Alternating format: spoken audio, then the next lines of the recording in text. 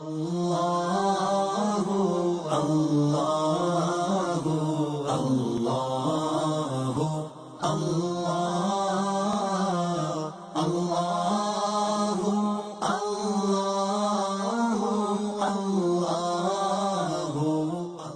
حضرت صاحب رحمۃ اللہ علیہ میرے قبلہ کا، اگر آپ ان کی شخصیت کو دیکھیں، ہم سلام عقیدت پیش کرتے ہیں. جو استقامت شب بیداری کی ہم نے ان کی شخصیت میں دیکھی، میں اس کی مثال نہیں دے سکتا. اور ہم حیران ہوتے تھے کہ کس طرح نیند کیسے پوری ہوتی ہے.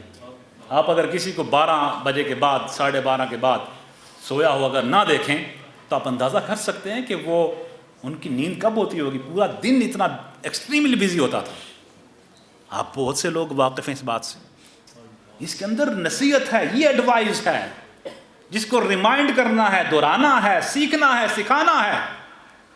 قبلہ حضرت صاحب رحمۃ اللہ علیہ سے اگر محبت اور عقیدت کی ہم بات کرتے ہیں تو پھر ہم یقینی طور پہ ہمیں تہجد گزار ہونا چاہیے اللہ تعالیٰ کی توفیق سے. آج کی مجلس میں رب سے جھولیاں پھیلا کے انہیں ہم مانگ لیں، مولا ہمیں عطا فرما دیں، ہماری غفلتیں دور کر دیں، ہمارے اندھیرے دور کر دے، ہمارے دلوں کو بیدار کر دے اور ہمیں شب بیدار کر دے، ہمیں تہجد گزار بنا دے.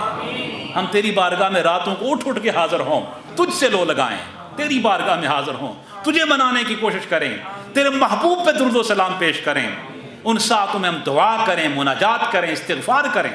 میں ایک حدیث پاک اسی شب بیداری کی مناسبت سے پیش کر کے آپ توجہ فرمائیں. رسول اللہ صلی اللہ علیہ وسلم کا مبارک ارشاد ہے، اللہ کے حبیب کی جب بھی بات سنیں درود و سلام کے نذرانوں میں ڈوب کر، عشق و محبت میں ڈوب کے سنا کریں. صلوات و سلام کے نذرانے پیش کر کے حضور فرماتے ہیں علیکم بقیام اللیل، تم پر راتوں کو قیام کرنا تم اپنے پہ لازم کر لو. علیکم، تم لازم کر لو بقیام اللیل، رات کے قیام کو، رات کے قیام کو اپنے آپ پہ لازم کر لو. قیام اللیل اس سے مراد کیا ہے؟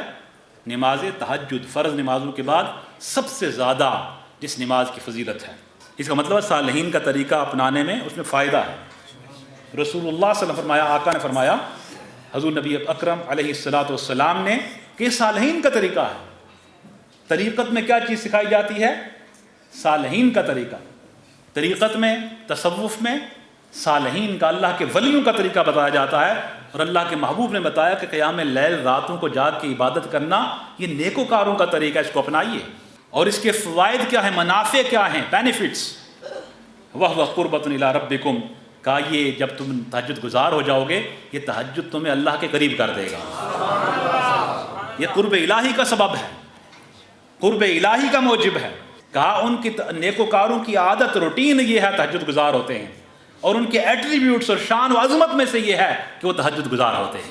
اور آگے وہ قربۃ الی ربکم، یہ تمہیں اپنے رب کے قریب کرنے کا سبب بنتا ہے. اس کی شرح میں ہے اے مما یتقرب به الی اللہ تعالی، کہ تہجد وہ سیڑھی ہے، وہ زینہ ہے جس کے ذریعے آپ کشاں کشاں اپنے مولا کے قریب سے قریب تر ہو سکتے ہو.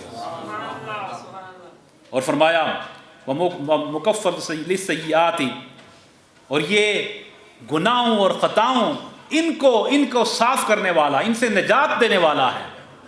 مکفر للسیئات، جو گناہوں کا کفارہ ہے، گناہ جس سے انسان کے دھل جاتے ہیں، وہ عبادت 5 گانہ نماز فرض کے بعد تہجد کی عبادت ہے، شب بیداری ہے. اور کہا قیام اللیل تزکیہ عطا کرتا ہے، طہارت عطا کرتا ہے، من کو تن کو پاک کر دیتا ہے. ینہا عن ارتکاب الاسم، کہ تہجد انسان کو گناہوں کے ارتکاب سے بچا لیتا ہے.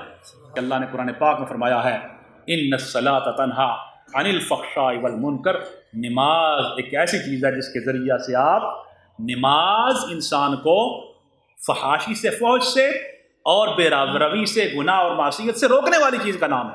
جب آپ نماز پڑھو گے آپ برائی سے دور ہو جاؤ گے، نیکی کے قریب ہو جاؤ گے. اور اس نماز میں اگر آپ 5 وقت کے فرائض میں آگے واجب وتر کے بعد آپ تہجد کی نماز کی باقاعدگی کریں تو انسان گناہوں سے بچ جاتا ہے اور نیکوکاروں کے طریقے پہ چلنے کی سعادت میسر آتی ہے.